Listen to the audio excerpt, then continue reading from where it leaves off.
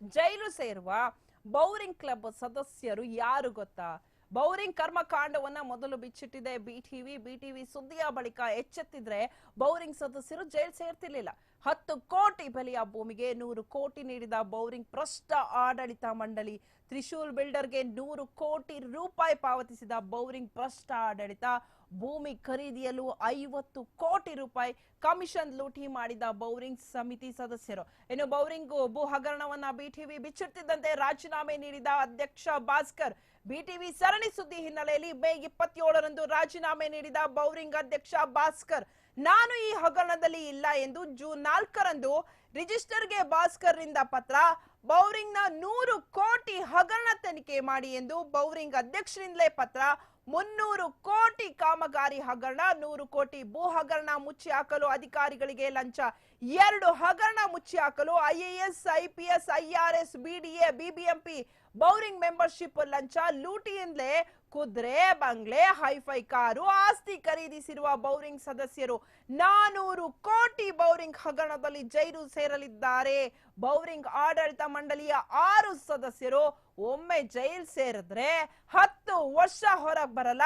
Bowring ಆಡಳಿತ ಮಂಡಳಿಯ king pin ಸದಸ್ಯರು.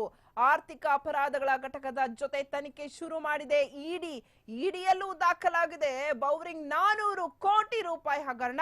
ಬೌರಿಂಗ್ ಆಡಳಿತ ಮಂಡಳಿ ಸದಸ್ಯರು ಜೈಲೂಟ ಫಿಕ್ಸ್. ಸೊ ಜೈಲು ಸೇರುವ ಬೌರಿಂಗ್ ಸದಸ್ಯರು ಯಾರು? ಯಾಕಂದ್ರೆ ಈಗಾಗಲೇ ಈ ಬೌರಿಂಗ್ ಕರ್ಮಕಾಂಡವನ್ನ ನಾವೇ ಬಿಚ್ಚಿಟ್ಟಿದ್ವಿ. ಬ್ಯಾಕ್ ಟು ಬ್ಯಾಕ್ ಸುದ್ದಿಗಳನ್ನ ಮಾಡಿದ್ವಿ. ಈ ಸುದ್ದಿಗಳನ್ನ ಮಾಡಿದ್ರು ಕೂಡ ಇವರು ಎಚ್ಚೆತ್ಕೊಂಡಿಲ್ಲ. ಸೊ ಮೋಸ್ಟ್ಲಿ ಎಚ್ಚೆತ್ಕೊಂಡಿದ್ರೆ ಇವರು ಜೈಲು ಸೇರ್ತಿರ್ಲಿಲ್ಲ ಅನ್ಸುತ್ತೆ. 10 ಕೋಟಿ ಬೆಲೆಯ ಭೂಮಿಗೆ 100 ಕೋಟಿ ನೀಡಿದ ಬೌರಿಂಗ್ ಭ್ರಷ್ಟ ಆಡಳಿತ ಮಂಡಳಿ. 10 ಕೋಟಿ ಜಾಗಕ್ಕೆ ಅಲ್ಲಿ ರೈತರು ತಲೆ ಮೇಲೆ ಹೊಡೆದು 100 ಕೋಟಿ ಇದ್ ಮಾಡೋದು. ಓಕೆನಾ? ಭೂಮಿ ಖರೀದಿಲಿ 50 ಕೋಟಿ ರೂಪಾಯಿ ಕಮಿಷನ್ ನ ಲೂಟಿ ಮಾಡುತ್ತೆ ಬೌರಿಂಗ್ ಸಮಿತಿ ಸದಸ್ಯರು. ಇವರೆಲ್ಲ ಹೇಳ್ಕಣಕ್ಕೆ ಸದಸ್ಯರು, ಆದ್ರೆ ಇವರು ಒಂದೊಂದು ದುಡ್ಡು ಮಾಡೋದು ಒಂದಲ್ಲ ಎರಡಲ್ಲ ರೀ, 50 ಕೋಟಿ ಹಂಗೆ ದುಡ್ಡು ಹೊಡಿತಾರೆ. ಸೊ ತ್ರಿಶೂಲ್ ಬಿಲ್ಡರ್ಗೆ 100 ಕೋಟಿ ಪಾವತಿಸಿದ ಬೌರಿಂಗ್ ಭ್ರಷ್ಟ ಆಡಳಿತ. ಭೂಮಿ ಖರೀದಿಯಲ್ಲಿ 50 ಕೋಟಿ ಕಮಿಷನ್ ಅನ್ನ ಲೂಟಿ ಮಾಡಿದೆ. ಬೌರಿಂಗ್ ಭೂ ಹಗರಣವನ್ನ ಬಿಚ್ಚಿಡ್ತಿದ್ದಂತೆ ಇಲ್ಲಿರುವಂತಹ ಅಧ್ಯಕ್ಷ, ಬೌರಿಂಗ್ ಕ್ಲಬ್ ನ ಅಧ್ಯಕ್ಷ ಭಾಸ್ಕರ್ ಅವರು ರಾಜೀನಾಮೆಯನ್ನ ನೀಡಿದ್ರು.